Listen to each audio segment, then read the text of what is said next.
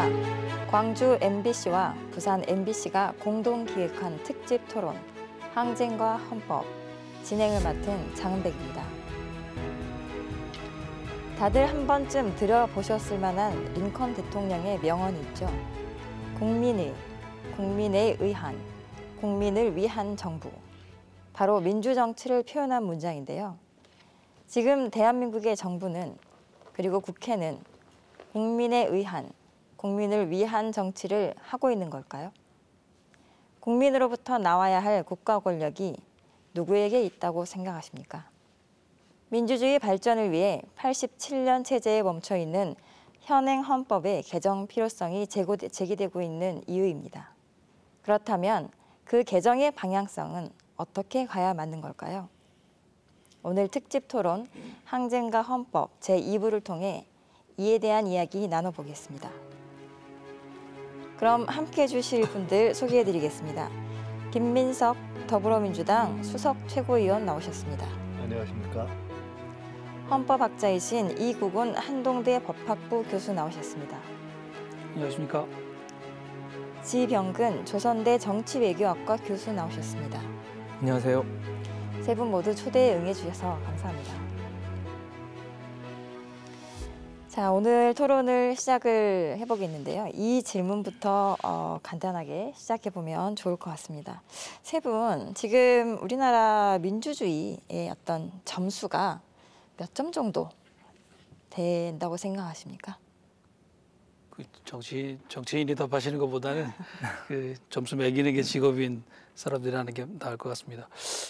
저는 과거에는 이제 대학 학점으로 말하면 B+ 정도는 됐다고 생각하고요. 또 코로나 시기 등등에는 또 촛불항쟁 시기에는 뭐 A 학점을 좀 줄 수도 있었다 생각하는데요. 지금은 결론부터 말씀드리면 C+도 간당간당하다. 네. 이러다가 DF 떨어질 수도 있겠다 하는 위기의식을 시민들이 많이 가지고 계시지 않은가 그렇게 생각합니다. 네. 상당히 위험한 점수를 낙제점으로 갈 수도 있는 점수를 주셨는데요. 어떠십니까?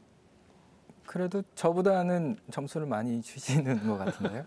저는 100점 만점으로 치면 한 60점 정도 점수를 줄 수 있을 것 같고요.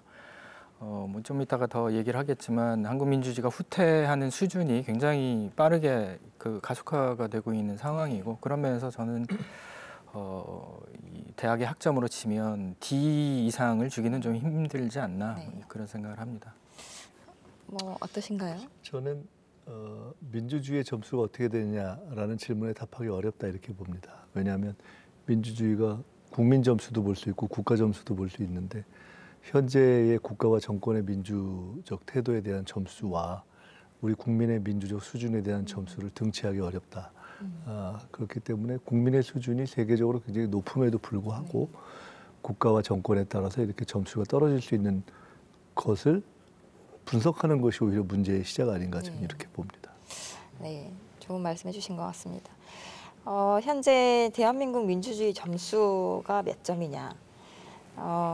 외국에서 나온 보고서 결과가 있는데요. 한번 확인을 해보면 이제 스웨덴의 민주주의 다양성 연구소의 보고서입니다. 한국 민주주의가 전체 17위, 과거에 17위였었는데 47위로 급격히 후퇴했다는 그런 보고 내용입니다. 국내에서는 이제 8월 달에 전국 지표조사가 있었습니다. 국민들에게 현재 대한민국의 민주주의가 발전하고 있는가라는 질문에 대해서 시민들의 62%가 그렇지 않다라고 답변을 했다고 합니다. 왜 이런 결과가 나왔을까요? 저는 이 민주주의 후퇴와 관련해서 제도적인 차원에서는 우리나라가 이 자치분권이나 이런 부분에서 상당히 좀 취약한 것을 빼면 중앙정치 차원에서는 그래도 상당히 안정된 기반을 갖고 있고 또 다져왔다고 생각합니다. 근데 지금 벌어지고 있는 현상은 제도의 문제라기보다는 그것을 운영하는 사람의 문제가 아닌가. 특별히 큰 권력을 갖고 있는 사람들, 뭐 대표적으로는 대통령 말씀을 드리지 않을 수가 없겠는데요.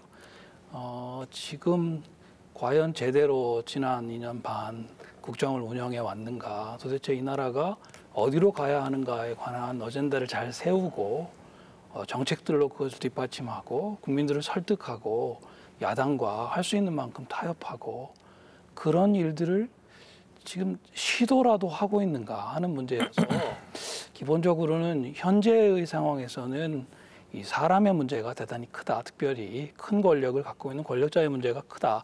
말씀드리지 않을 수가 없고요. 제가 좀 많이 염려하는 것은 이것이 자꾸 계속 그대로 방치가 되다 보면 이 민주주의의 또 다른 요소인 이제 문화, 규범, 이 문제, 이 차원의 문제가 좀 발생할 수 있지 않겠나. 권력자는 저래도 되는 거다. 대통령이 됐으면 뭐 저 정도는 누려야지. 혹시라도 국민들이나 권력자 자신이 그렇게 생각하게 된다면 제도가 비교적 안정된 기반을 갖고 있음에도 불구하고 사람과 문화 때문에 민주주의가 후퇴하거나 실패하는 결과를 나올 수 있다는 생각을 하고 있습니다.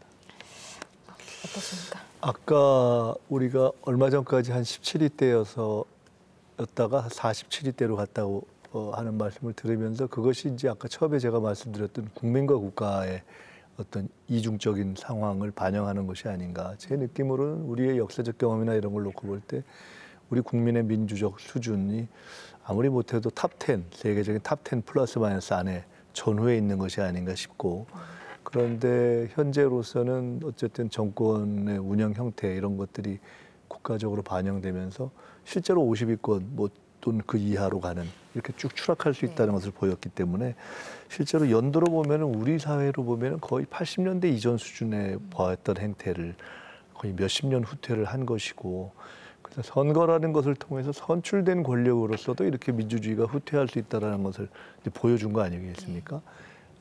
그리고 현재 그 민주주의 제도 하에서도 권력이 또 이렇게 독단할 수 있다는 것도 보여준 것이어서, 그러니까 다시 한번 아까 말씀드린 예를 들어 의회 견제가 제대로 안 통하고 있다라는 말씀을 하셨는데, 그것에는 또한 현재 헌법에 존재하는 대통령의 거부권의 행사라는 방식으로 진행되고 있는 것이어서 우리는 이게 민주주의 제도가 그대로 그 틀에 있으면서도 그 나름의 위법과 위헌과 권력 행사들을 통해서 이런 식으로 될 수 있구나 하는 고민에 빠져 있는 거죠, 사실. 결국 이제 세 분 모두 상당히 대한민국의 현재 민주주의의 수준이 위기 상태 내지는 낙제 상태, 우려스러운 상태다라고 말씀 모아주신 것 같습니다. 그렇다면 이제 각자 세 분이 어떤 관점이 다 다르실 것 같긴 합니다만 어떤 점이 가장 큰 위기다 이렇게 생각되시는 부분들이 있으신가요? 그 권력자에 관한 얘기는 앞서 잠시 말씀드렸고요. 저는 이렇게 좀 흔들리는 상황에서도 그래도 나라를 지켜온 거는 역시 관료들, 우수한 관료들의 힘이었다고 생각합니다. 근데 최근에 벌어지는 현상을 보면 과연 우리 관료 집단이 이 공공성의 가치를 지키려고 하는가 하는 데 대해서 의문을 제기하지 않을 수 없습니다. 코로나 때 여러 가지 면에서 이 적자 재정을 편성해서라도 공격적으로 경기가 후퇴하지 않도록 대응을 해야 된다는 요구를 정치권이나 당시에 청와대에서 많이 했을 때 우리 기재부의 관료들이 재정 건전성을 내세워서 살림을 이렇게 살아서는 안 된다 끝까지 버텨가지고 결국 결과적으로는 그 양자가 좀 밀고 당기기를 하면서 상당히 그래도 균형 있게 코로나 사태를 극복하지 않았습니까? 근데 그 이후에 지금 벌어지고 있는 현상을 보면 과연 같은 기재부 관료들이 맞는가 생각이 듭니다. 그 국세의 이 수입이 이렇게 벙크가 나고 지금 재정 운영이 엉망진창이어가지고 지난 국회에서도 야당 의원들이 아주 거의 질타를 하는데 꼼짝도 못하는 일들이 벌어졌어요. 그런데도 불구하고 이 기재부의 관료들 사이에서 이래서는 안 된다. 나라를 살리기 위해서는 이렇게 재정 운영을 해서는 안 된다. 라는 목소리를 저는 적어도 들어본 바가 없습니다. 지금 우리 대통령께서 민주화 이후에는 공무원 출신으로는 첫 번째로 대통령이 되신 분이에요. 공무원이 대통령이 되었는데 그 공무원 집단 안에서 공공성을 향한 어떤 헌신이나 이런 것들을 보기가 어렵고 오히려 공적 권력을 사유화하려고 하는 것이 아닌가 하는 생각들이 많이 지금 얘기가 되고 있지 않습니까? 저는 다른 데서도 좀 원인을 찾아야 되겠지만 일단 그 국록을 먹는 그 관료들 정신을 차려야 한다. 그래서 관료들부터 제정신을 차려야 그 뒤에 좀 다른 일부터 해볼 수가 있다. 이제 그런 생각을 좀 합니다. 뭐 제가 더 덧붙이자면 이제 참여민주주의를 강화하는 부분, 이게 이제 한국 민주주의를 심화시키는 데 있어서 굉장히 중요한 과제라고 생각을 하고요. 그러면 이 위기, 그 민주주의의 한국 민주주의 위기 요인에 관련해서 이제 뭐 앞서 말씀하셨던 분들의 이제 추가적으로 제가 첨언을 하자면, 저는 이제 그 검치 부분도 분명히 저희가 고려를 해야 된다. 그러니까 검찰이 과연 중립적이냐, 공정하냐라고 하는 부분. 그리고 저는 윤석열 정부 들어와서 가장 치명적인 어떤 민주주의 훼손의 측면이 뭐냐면 이제 사법부의 결정을 무시한다라고 하는 거죠. 그러니까 이 강제징용 이 배상에 관련한 부분들을 이 사법부가 판단을 했음에도 불구하고 그것을 무시하고 이제 일본과 협정을 진행하는 이 부분 자체가 굉장히 출발선부터 이제 굉장히 잘못된 어떤 선례를 남겼고, 그것이 이제 한국 민주주의의 위기에 가장 단적인 사례로 이야기할 수 있는 부분이 아닌가, 뭐 그런 말씀을 좀 드리고 싶습니다. 그리고 가장 중요하게는 이제 민주주의를 사수할 때 민주주의의 가장 기본적인 요소는 법치잖아요. 근데 법치라고 하는 게 법의 집행이 공정하게 이루어진다라고 하는 것이 전제가 되어야 하는데, 그것이 국민들 사이에서 이게 누가 검사를 맡게 되는지, 누가 수사를 맡게 되는지, 그리고 누가 재판을 하는지에 따라서 결과가 달라질 수 있다라고 하는 이 생각을 갖는 순간 민주주의는 강하게 흔들릴 수밖에 없는 거죠. 네. 여기 한 가지만 짧게 보태면은, 그래서 아까 제가 했던 말씀과 이걸 연동해서 보면은, 우리가 기재부의 재정 결정 방식, 기재부 또는 뭐 이런 과거에 이제 노무현 대통령의 참여정부 때는 기획예산처를 독립시켜서 했던 그런 방식이 있었지 않습니까? 그건 어떤 제도와 기관의 분리 문제이고, 그리고 검찰도 사실은 저는 개인적으로는 가령 한국에서 미국 같은 데서 하는 무슨 검사들의 직선제, 이게 바람직한가라는 회의를 갖고 있었는데, 최근에는 야, 이거 문제가 있지만 그렇게라도 해야 되는 것이 아닌가라는 생각이 들 정도의 상황이거든요. 그러니까 그렇게 가자는 판단을 하고 있지는 않지만, 즉 이 말씀을 드리는 것은 재정 운영 방식이라든가 또는 사법의 운영, 그중에 검찰 운영 방식에 있어서도 경우에 따라서는 선출 또는 선출이 아니더라도 그 사법의 진행 곳곳에 국민 참여의 방식과 견제 장치들을 넣어야 하는 것으로 바꿔야 된다라는 생각을 하게 됩니다.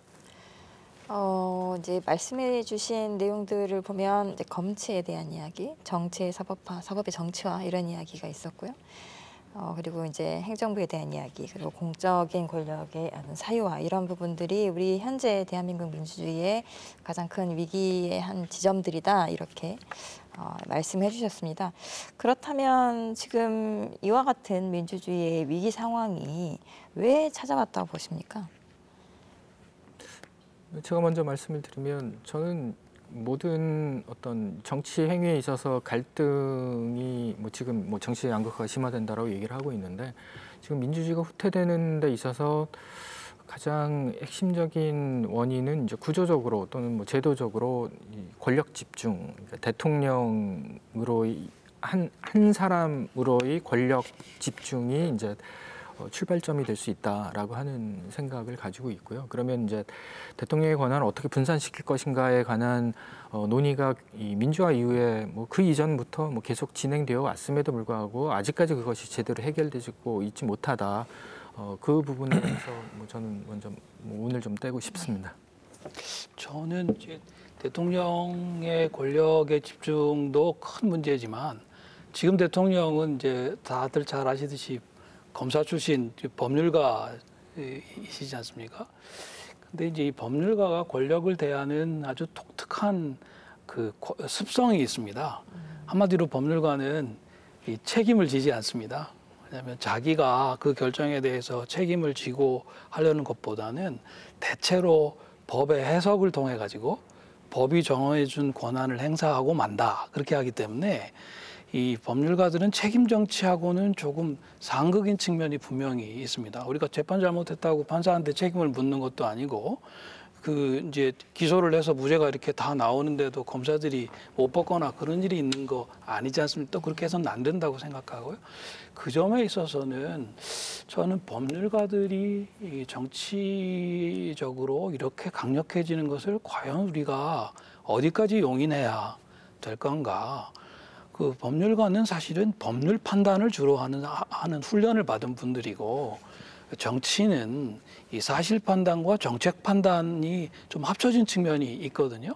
그 부분에 관한 전문가들은 좀 사회의 여러 분야에서 좀 충원이 다 되어야 되는 것이 아닌가 생각이 들고 지금 의회도 그렇고 행정부도 그렇고 앞에 사회자께서 말씀하셨습니다마는 법이 무서워가지고 스스로 해결할 수 있는 문제도 자꾸 법률가들에게 이렇게 이제 뭐 검찰에게 그 넘겨주거나 아니면 헌법재판소나 대법원에게 넘겨주는 방식으로 자꾸 하고 있어요. 이렇게 하면 정치의 입지는 자꾸 줄어들고 권력은 법률가들의 손아귀로 넘어갈 수밖에 없다. 그게 그렇게 해서 잘 되면 모르겠는데 결국은 국민주권을 실현하는데 오히려 방해가 되는 측면이 많이 있다. 이 말씀을 꼭 좀 드리고 싶습니다. 우리 저 변호사님도 법률가인데 갑자기 법률가는 무책임하다 이러시니까 저도 법학교수입니다. 근데 이제 변호사 또 율사 법률가들이 정치를 할 때의 특성이라는 것을 설명하는 측면에서는 이렇게 이해할 수 있는 대목이 있고요. 뭐 변호사는 변호사들이로, 뭐 언론인은 언론인대로 그런 직업적 특성이 반영되는 면이 있기 때문에 그렇지만은 정치를 하게 되면 정치인의 어떤 자격과 덕목 뭐 이런 것이 있기 때문에 꼭 그것을 직업적 측면과만 연결시키는 것으로 다 설명하기 조금 어려운 면이 있다고 보고요. 저는 좀 다른 각도에서 그냥 좀 비논리일 수도 있지만은 아까 첫 질문이 왜 이렇게 민주주의가 지금 이렇게 됐느냐. 결국 저는 민주 세력의 역량 문제라고 봅니다. 그러니까 예를 들어 저희 같이 정치를 하는 사람 또는 민주당을 포함한 민주 세력의 역량 문제. 결국은 정권을 뺏겼으니까 이렇게 황당한 세력에게 정권을 준 것이죠. 왜 뺏겼느냐. 정권 운영에 대한 평가가 잘 안 나왔으니까 선거에서 진 거 아니겠습니까? 그러니까 큰 틀에서 봐서 국민들이 이루어온 민주 역량이 있고 그렇지만 그것을 받아서 대리해서 정치를 하는 그런 정권 담당 세력으로서의 성적이 안 좋았던 것은 종합적인 민주 역량, 정책 역량과 정권 운영 역량까지 포함되는 것이기 때문에 그런 주체적 입장에서만 생각한다면 저희로서는 뼈아픈 반성을 하게 되는 것이고요. 결국 최종적인 문제는 어떻게 극복하고 더 민주적인 정권과 국가와 정부 운영, 공동체를 만들 것이냐의 문제이기 때문에 저희 같은 사람들은 저희 같은 입장에서 또 시민들은 시민들의 입장에서 어떻게 민주 역량을 높일 것인가에 대한 문제로 가야 된다고 보고요. 가장 큰 책임은 직접 정치를 일상의 업으로 하고 있는 정치 세력에게 있다고 봐야 되겠죠. 그런 점에서 저는 지난 정부에 있어서의 여러 가지 정책적인 문제점, 또 참여했던 사람들, 또 현재 이런 문제를 해결해가고 있는 저희가 제일 반성할 대목이 많다고 생각하고 있습니다.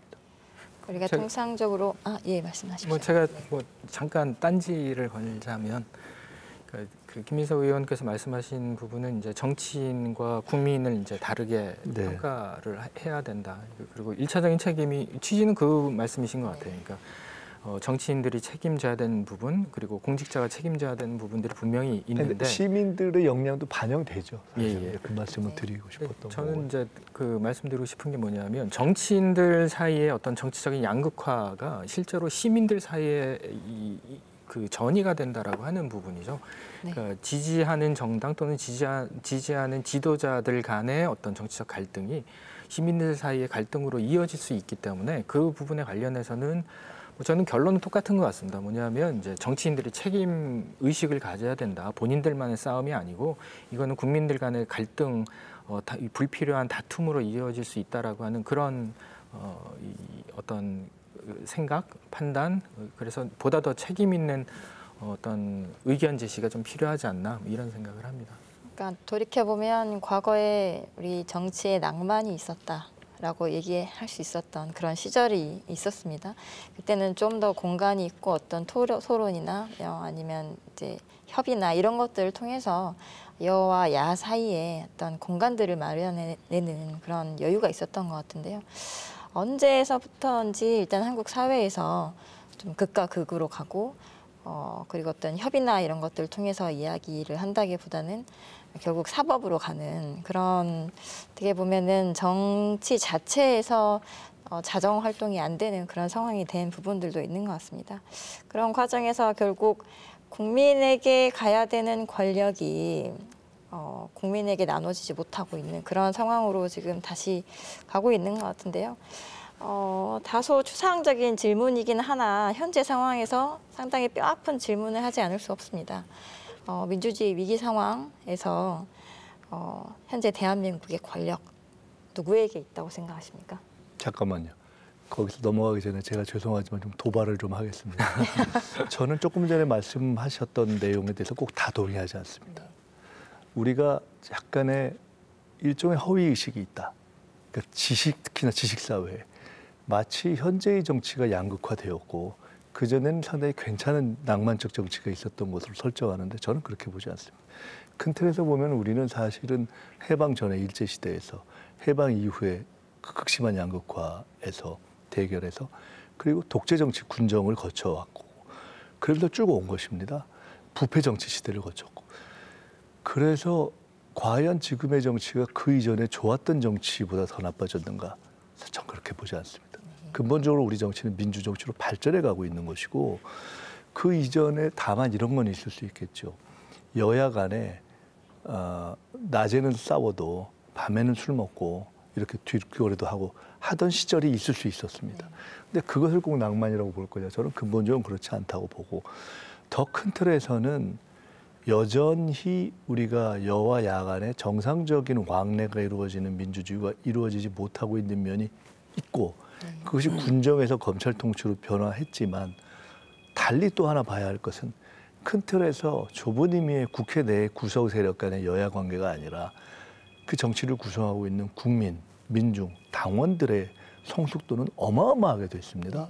그래서 그 점에 대해서는 저는 과거 정치보다 훨씬 발전한 면이 있다는 것을 무시할 수 없다. 저희들이 실제로 이번에 당의 변화라든가 전당대회 이런 것들을 보면서 실제로 저희가 매일매일 당원들이나 지지자들의 국민들의 어떻게 보면은 이렇게까지 해야 되나 하는 문자 폭탄이라고 어떻게 표현하는 막 수백 수천 통씩 받지만 그 가운데 저희보다 놀라운 통찰이나 지적이나 이런 것이 있는 것을 보거든요. 그래서 저는 지금 말씀 그 취지를 제가 그냥 말씀은 도발이라고 표현했지만 우리가 꼭 지금 상황이 더 좋았었는데 나빠졌다고 보기 어렵다. 근데 지금 김 의원님 말씀이 좀 이해가 가면서도 그 국민들 입장에서는 여든 야든 어쨌든 정치 세력 전체를 보고 그 국민이 인풋을 하면 아웃풋으로 뭐가 나오느냐 이렇게 해서 이제 정치 전체의 퍼포먼스를 평가를 하게 되거든요. 네. 우리가 갖고 있는 삼권 분립 체제, 견제와 균형 체제가 잘못 운영하면 정치 세력들 사이에 또는 삼권 사이에 폭탄 돌리기 비슷하게 돼가지고 아무것도 결정되는 것은 없이 계속해가지고 남탓만 하는 식의 정치가 되기가 쉽습니다. 이제 타락한 정치의 모습인데요. 법치도 그렇게 잘못 운영될 수 있어요.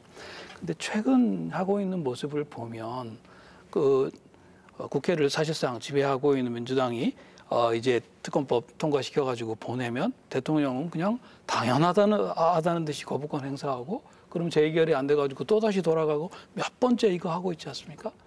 사실 이 모습이 국민 입장에서 보면 아무것도 나오는 것 없이 쓸데없이 싸우기만 하는 것처럼 보여요. 그런 면이 있죠. 그러니까 최악이라고 볼 수 있죠. 그 문제를 해결해야 되는 것이 분명히 좀 있다. 그래서 아까 우리 사회자님 질문에 따르면 지금 대한민국의 권력이 어디냐? 공중에 떠 있다. 결정은 제대로 되지 않고 집행도 되지 않고 공중에서 남탓만 하는 식으로 돼 있다. 바로 그러니까 이 자리에서 말씀드리기 좀 그렇습니다만은 대통령 가족 어떤 분들에 의해 가지고 이게 권력이 사유화되고 있는 것이 아니냐 하는 그 문제가 여기저기서 나오는 겁니다. 책임지는 정치 세력이 그 책임지고 결정하고 집행하지를 못하니까 공중에 떠 있는 권력을 누구라도 그 행사하고 싶어 하지 않겠습니까? 자연스럽게 제가 드린 질문으로 넘어가서 다행입니다. 제가 이제 제가 다소- 껴서 죄송합니다. 아닙니다. 얘기해 주셔서 너무 감사하고 아니, 근데- 다만 저는 이제 토론자가 아니어서 제가 더 이상 반박 네네. 안 하는 게 좋을 것 같습니다. 뭐 저도 그 우리나라의 권력이 민주주의 국가이기 때문에 당연히 국민에게 있어야 되는데 이게 뭐 앞서서 제가 대통령 권력에 집중되어 있는 대통령직에 이 권력이 집중되어 있는 부분을 말씀을 드렸는데 여전히 한국의 권력은 과거에는 청와대에 있었고 지금 용산에 있다라고 말씀드릴 수 있을 것 같고요. 부부 두 분 사이에 이게 누구에 있는지는 제가 잘 모르겠습니다. 근데 용산에 있는 건 분명하고요. 그래서 그런 측면에서 저는 이 권력을 어떻게 분산시킬 것인가의 문제 굉장히 중요하다. 근데 이제 한 가지 더 덧붙여서 말씀을 드리자면 권력을 분산시키는 어떤 제도화의 문제만으로 이게 해결되는 건 아니고 아까 이우원 교수님께서도 말씀하셨지만 이걸 어떻게 실행하는가의 문제 그리고 이 권력 분립, 권력 분산의 문제와 견제와 균형의 문제는 또 다르다. 이 견제와 균형은 실제로 정치적 행위자들이 하는 것이기 때문에 그들이 어떤 선택을 하는가에 따라서 결과가 달라질 수 있다라고 생각을 하고요. 그런 면에서 현재 한국 민주주의의 이 수준이나 그 실행 과정 자체가 굉장히 문제가 많고 그걸 보면 여전히 이제 권력을 어떻게 우리가 이 제도나 어떤 행위의 차원에서 다루어야 될 것인가의 문제가 이제 나오는 것 같습니다. 결국 이제 현 시스템 하에서는 삼권 분립의 어떤 기본적인 제도 자체도 제대로 작동되고 있지 않다. 결국 이제 삼권 분립이 제대로 돌아가기 위해서는 어떤 견제와 균형, 이 원리가 제대로 구현이 돼야 되는데 실제 그 구현되는 과정에서 어느 정도 기능이 상실된 상태가 아니냐 이런 문제 의식을 가지고 말씀해 주신 것 같습니다. 결국 이 삼권 분립의 축 중에 양대 축이라고 할 수 있는 대통령과 국회 계속 충돌하는 모습들을 지금 보이고 있는데요. 국회에서 통과시킨 법안들이 거의 대부분 지금 거부권 행사를 통해서 폐기되는 그런 과정들이 반복되고 있는 상황입니다. 이 상황에 대해서 어떻게 보십니까? 저는 이제 정말 그 전국을 운영하고 그 국정을 이끌고 갈 책임이 대통령과 국회에 있는데 정말 이래서는 안 된다는 생각을 좀 말씀드리고 싶어요. 두 가지 점인데요. 하나는 거부권을 행사를 대통령이 하시는 그 안건 중에 많은 것이 이제 본인이나 본인의 가족이 관련된 거입니다. 이제 이런 경우에는 이 법률가의 상식이라면은 그 부분은 사실상 회피를 하거나 해서 뭐 수사를 한다고 다 유죄이고 다 처벌받는 건 아니지 않습니까? 그러니까 이 부분은 과거의 헌정사의 전례를 봐서도 이렇게 하시면 안 된다. 국민들이 맡긴 권력인데 한 터럭이라도 의혹이 있으면 털고 가는 것이 좋다. 더구나 검사 출신 대통령 아니십니까? 그러니까 이 문제는 그렇게 하시는 게 좀 맞지 않는다는 말씀이고 또 하나는 간호법의 예인데 전에는 거부했고 그 다음에는 거부하지 않으면서 그 이유가 없어요.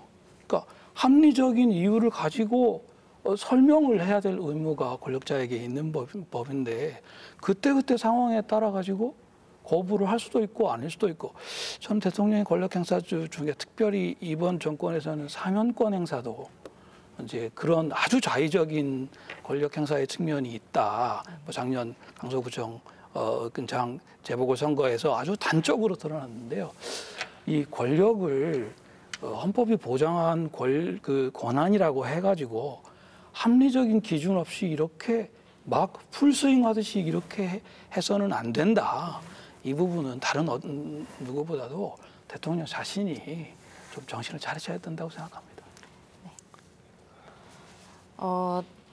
지금 어쨌든 대통령과 국회가 계속 충돌하는 그런 과정들이 반복되고 있는 상황에서 최종적인 판단을 어떤 비선출 권력인 헌법재판소가 하게 되는 일이 종종 있는 상황입니다. 과연 이런 흐름들이 민주주의에 맞는지 좀 회의적인 시각들이 있습니다. 어떻게 보십니까, 교수님? 헌법재판소가 만들어진 취지가 그런 거잖아요. 뭐 그 정치권에서 해결하지 못한 부분을 해결해야 되는 어떤 순기능이 분명히 있죠. 근데 저는 그 말씀하신 것처럼 뭐 정치의 사법화, 이게 정치가 해결해야 되는 부분을 이제 법률적인 판단으로 이제 대체하는, 그리고 이제 그 결과에 대해서 누구도 만족스러워하지 않는 이런 게 계속 재현이 되고 있기 때문에 이거는 좀 끊어내야 되는 부분이 있지 않나. 근데 이제 저는 이제 법률가에게 어떤 정치적 사안에 대한 판단을 맡기는 것 자체가 그게 과연 타당한가에 대한 의문을 뭐 당연히 우리가 품고 있는데, 이게 쉽게 해결되지 않는 그러니까 이유 중에 하나는 저는 이제 정치인들의 책임이다. 저는 그런 면에서 이제 행정부도 문제지만 입법부도 문제다라고 생각이 들고요. 뭐 아까 앞서서 이제 이우원 교수님께서 말씀하셨던 현 대통령이 21번인가요? 뭐 지금까지 이 거부권을 행사한 역대 또는 상상하지 못했던 그런 횟수의 어떤 거부권 행사를 했는데, 그거 말고도 이제 시행령 통치나 아니면 뭐 이 사명권 행사나 뭐 이런 부분들이 이제 과잉되고 있다라고 하는 이런 것들이 실제로 정치적으로 해결돼야 되는 부분들에 대한 자체적인 입법부 내에서 정당 간의, 그러니까 정당 정치의 어떤 성장이 좀 뭐 아까 김민석 의원님께서는 나름 성장하고 있다라고 말씀하셨지만 국민들의 눈높이로 보면 그게 잘 이해가 안 되는 부분이 분명히 있는 것 같습니다. 그래서 그런 차원에서 정당 정치의 미발전이 이제 입법부의 이 재기능을 가로막는 요인 중에 하나고, 뭐 여러 가지 이 악순환이 계속되고 있지 않나, 뭐 그런 생각이 드네요. 그리고 이제 헌법재판소가 갈등을 해결하는 제도로서 도입이 됐었고, 이게 87년 이제 민주항쟁의 어떤 결실로 도입이 된 것인데, 현재는 어떤 갈등을 해결하는 역할보다는 정쟁의 도구가 되어 있다, 이런 지적들이 좀 나오고 있는 상황인 것 같습니다. 현직 정치인으로서 이 의견에 대해서 어떻게 생각하십니까? 아까 이제 주신 질문의 초점이 헌법재판소 문제이기 때문에 그것만 좁혀서 얘기한다면은, 일단 헌법재판소 제도를 두고 있는 나라가 있고 또 아닌 나라가 있고, 미국 같은 경우는 사실은 그 기능을 그냥 대법원에서 하는 것이고, 근데 미국 같은 경우에서의 헌법적 결정과 어떤 법률의 권위라는 것도 다 역사적으로 축적되는 거 아니겠습니까? 그거는 다 그 내에서도 축적되고, 또 실제로 그런 대법원의 결정도 시기에 따라 바뀌기도 하는 거기 때문에, 결국 그것은 우리가 정해진 제도에 대한 권위를 얼마나 존중하고 축적하느냐의 문제라고 보기 때문에, 지금 우리가 헌법재판소라는 제도를 다시 한번 아예 존폐의 문제를 논할 것인가, 그렇게 접근할 수도 있고요. 근데 그렇지 않다면, 저는 그렇게까지 접근하기는 좀 어려움이 있다고 보기 때문에, 현재 헌법재판소의 여러 가지 논의 수준과 결정을 어떻게 국민적으로 신뢰받을 수 있게 하느냐의 차원에서 접근하는 것이 좋고, 그럼 헌법재판소의 구성원의 자격 문제라든가 또는 구성 문제, 이런 것들을 조금 더 시대에 맞게 논의해보는 것이 어떤가, 이렇게 저는 생각이 듭니다. 제가 헌법학자라서 말씀을 안 드릴 수가 없는데요.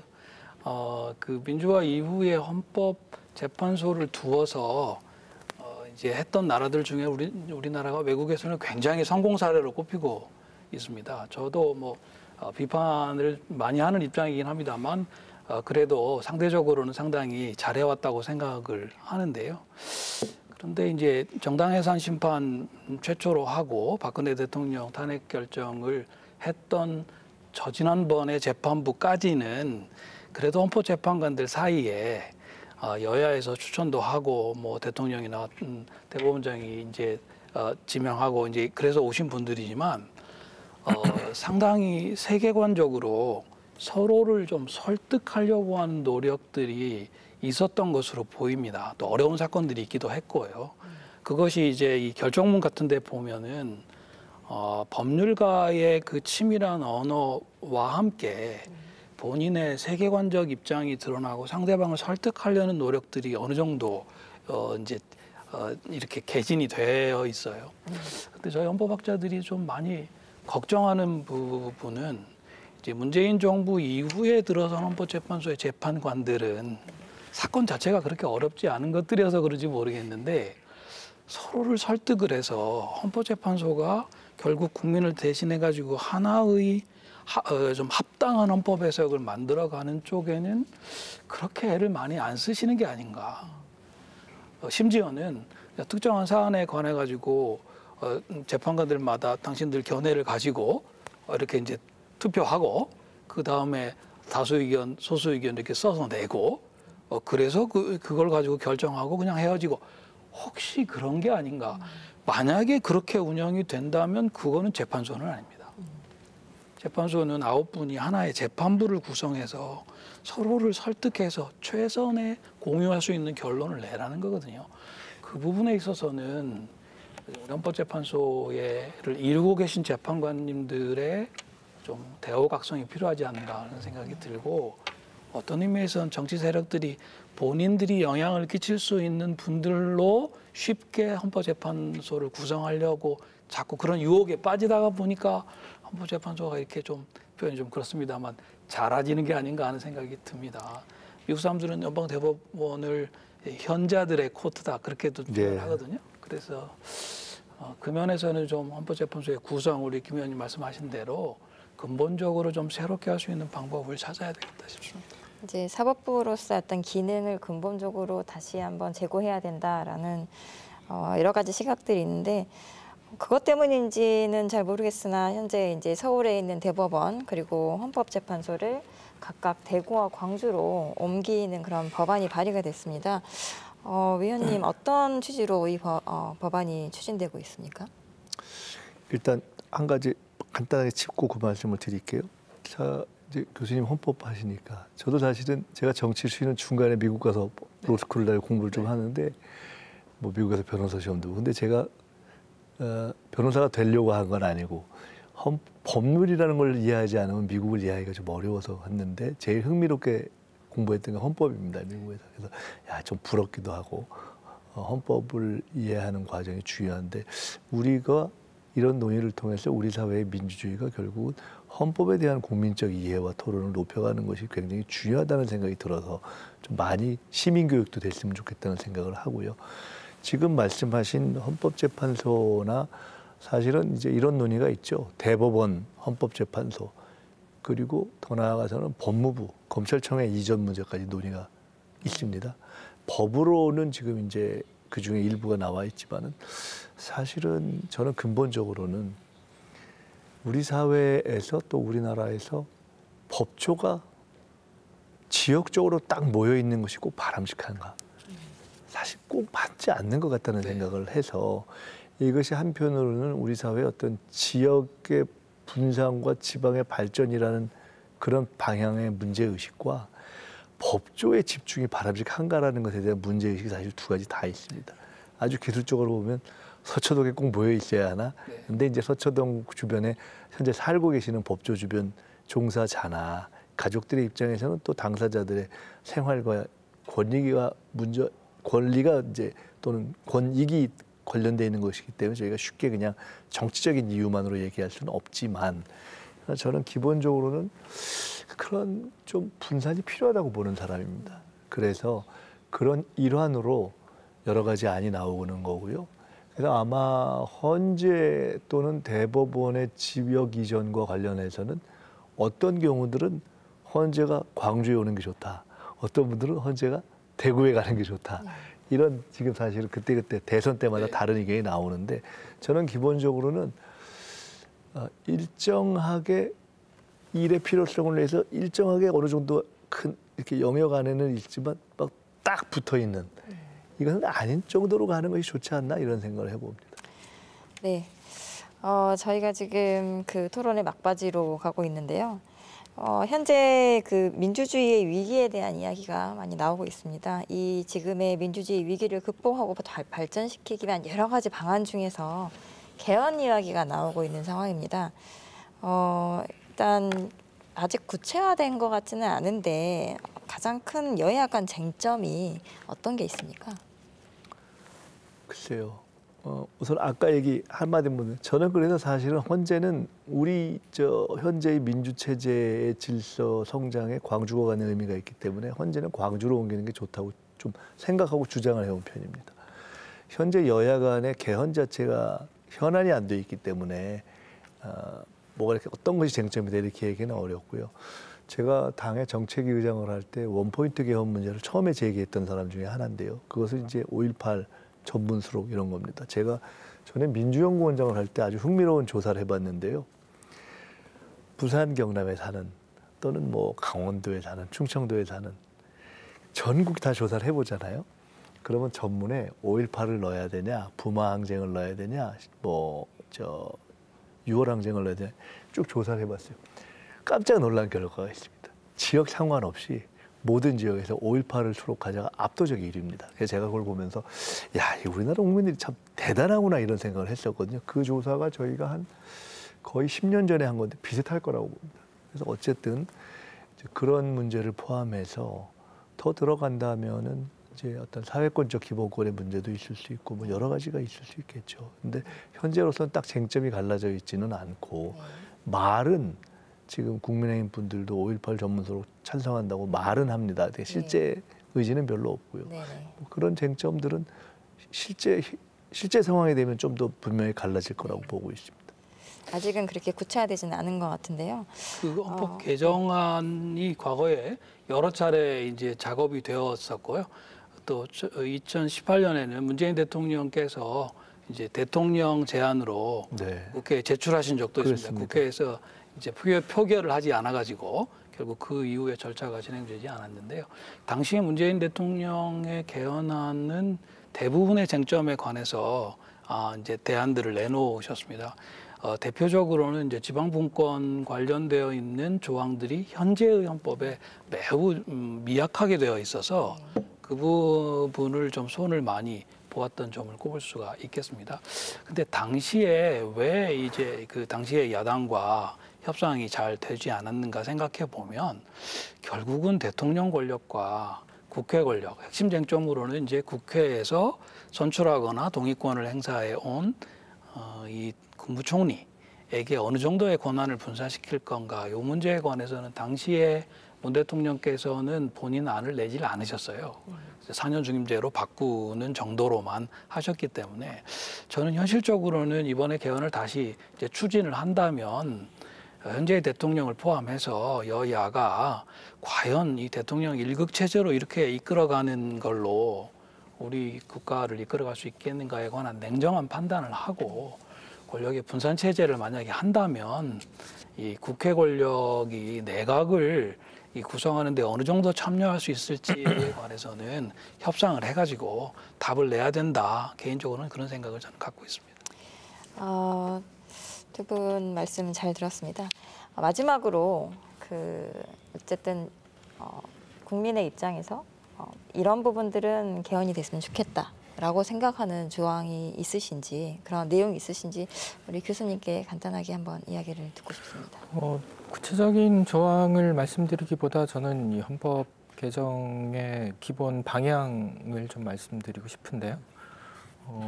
아까 논의 과정에서도 나왔지만 수기적 요소 또는 참여적 요소를 강화시키는 그런 방향으로 가야 된다라고 하는 부분 하나 하고요.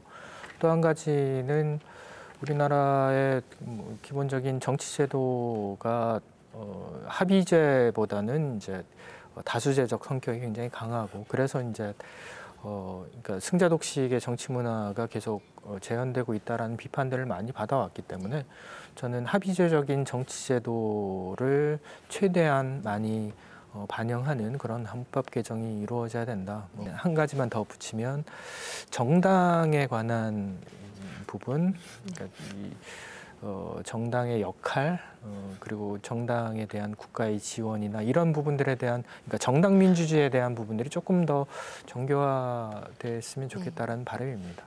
방금 교수님께서 수기제 민주주의적 요소가 강화되었으면 좋겠다라고 말씀하신 부분에 대해서 굉장히 크게 고개를 끄덕거리셨는데요. 다 저는 말씀하신 것들이 다 들어가면 좋다고 봅니다. 그리고 이제 수기적인 민주주의로 가는 것은 저는 한국 사회가 전 세계를 선도하는 과감한 좀 포부를 갖고 가는 것이 좋다 이렇게 보고요. 말씀하신 것에서 합의될 수 있는 수준으로 다 최대한 가는 게 좋다.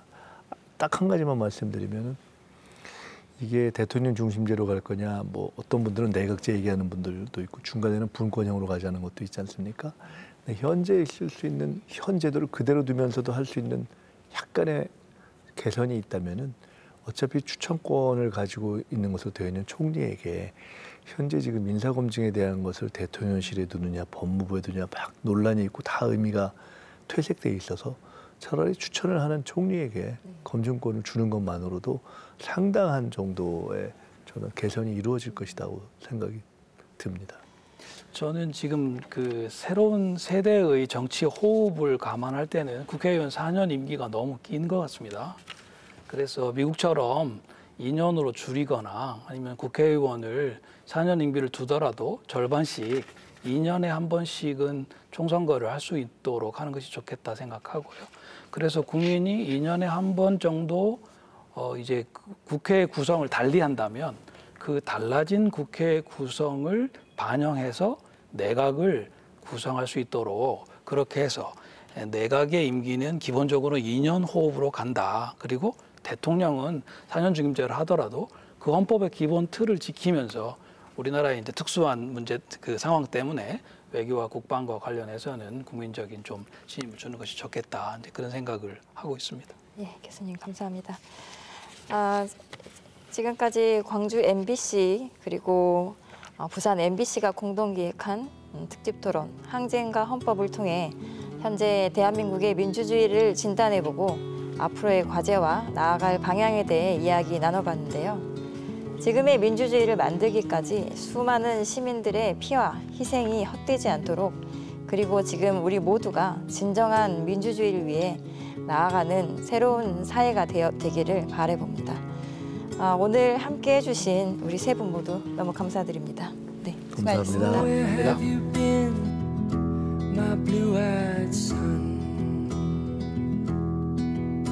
And where have you been, my darling young one? I've stumbled on the side of 12 misty mountains. I've walked and I've